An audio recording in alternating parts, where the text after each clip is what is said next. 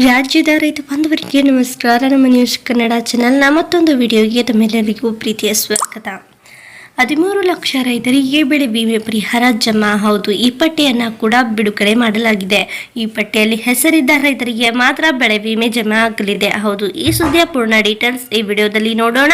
ಈ ವಿಡಿಯೋ ತಪ್ಪದೇ ಕೊನೆವರೆಗೆ ನೋಡಿ ಮತ್ತು ನಮ್ಮ ವಿಡಿಯೋ ಇಷ್ಟವಾದರೆ ಲೈಕ್ ಮಾಡಿ ಮತ್ತು ಶೇರ್ ಮಾಡಿ ಮತ್ತು ಇಂಥ ಹೆಚ್ಚಿನ ಮಾಹಿತಿಯನ್ನು ತಿಳಿಯಲು ನಮ್ಮ ಚಾನೆಲನ್ನು ತಪ್ಪದೇ ಸಬ್ಸ್ಕ್ರೈಬ್ ಮಾಡಿ. ಇವತ್ತಿನ ಈ ವಿಡಿಯೋದಲ್ಲಿ 1,400 ಕೋಟಿ ರೂಪಾಯಿಗಳ ಬೆಳೆ ವಿಮೆ ಪರಿಹಾರವನ್ನು 13 ಲಕ್ಷ ರೈತರಿಗೆ ಬಿಡುಗಡೆ ಮಾಡಿರುವುದರ ಬಗ್ಗೆ ಮಾಹಿತಿಯನ್ನು ನೋಡೋಣ.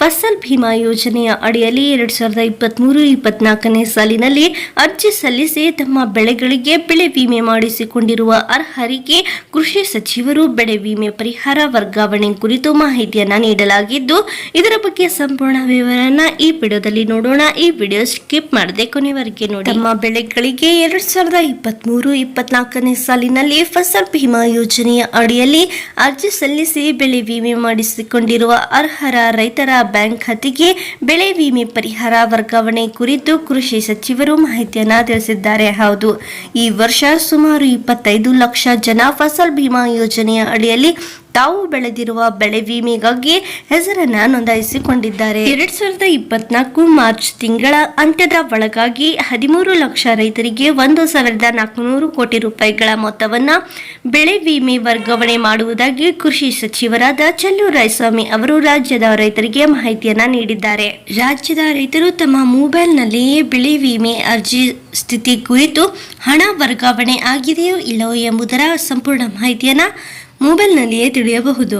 ಹೌದು, ಸಂರಕ್ಷಣೆ ವೆಬ್ಸೈಟ್ಗೆ ಭೇಟಿ ನೀಡುವುದರ ಮೂಲಕ ನೀವು ಬೆಳೆ ವಿಮೆ ಅರ್ಜಿಯ ಸ್ಥಿತಿ ಕುರಿತು ಮಾಹಿತಿಯನ್ನು ಪಡೆದುಕೊಳ್ಳಬಹುದಾಗಿದೆ. ಒಟ್ಟಾರೆ ರಾಜ್ಯ ಸರ್ಕಾರವು ಮಾರ್ಚ್ ತಿಂಗಳಲ್ಲಿ ಬೆಳೆ ವಿಮೆಯ ಪರಿಹಾರದ ಹಣ ಎಂದರೆ ಫಸಲ್ ಭೀಮಾ ಯೋಜನೆಯ ಅಡಿಯಲ್ಲಿ ಅರ್ಜಿ ಸಲ್ಲಿಸಿದ ರೈತರಿಗೆ ಬೆಳೆ ವಿಮೆಯ ಹಣ ವರ್ಗಾವಣೆ ಮಾಡುವುದಾಗಿ ಮಾಹಿತಿಯನ್ನು ನೀಡಿದ್ದು, ಈ ಬಗ್ಗೆ ಪ್ರತಿಯೊಬ್ಬ ರೈತರಿಗೂ ಶೇರ್ ಮಾಡುವ ಮೂಲಕ ಇನ್ನೇನು ಕೆಲವೇ ದಿನಗಳಲ್ಲಿ 1,400 ಕೋಟಿ ಬೆಳೆ ವಿಮೆ ಹಣವನ್ನು 13 ಲಕ್ಷ ರೈತರಿಗೆ ಬಿಡುಗಡೆ ಮಾಡಲಾಗುತ್ತದೆ ಎಂಬುದರ ಮಾಹಿತಿಯನ್ನ ಕೃಷಿ ಸಚಿವರಾದ ಚೆಲುವರಾಯಸ್ವಾಮಿ ಅವರು ಮಾಹಿತಿಯನ್ನ ಹಂಚಿಕೊಂಡಿರುವುದರ ಬಗ್ಗೆ ಎಲ್ಲರಿಗೂ ಶೇರ್ ಮಾಡಿ. ನಮ್ಮ ಈ ವಿಡಿಯೋ ಪೂರ್ಣವಾಗಿ ನೋಡಿದ್ದಕ್ಕೆ ಧನ್ಯವಾದ.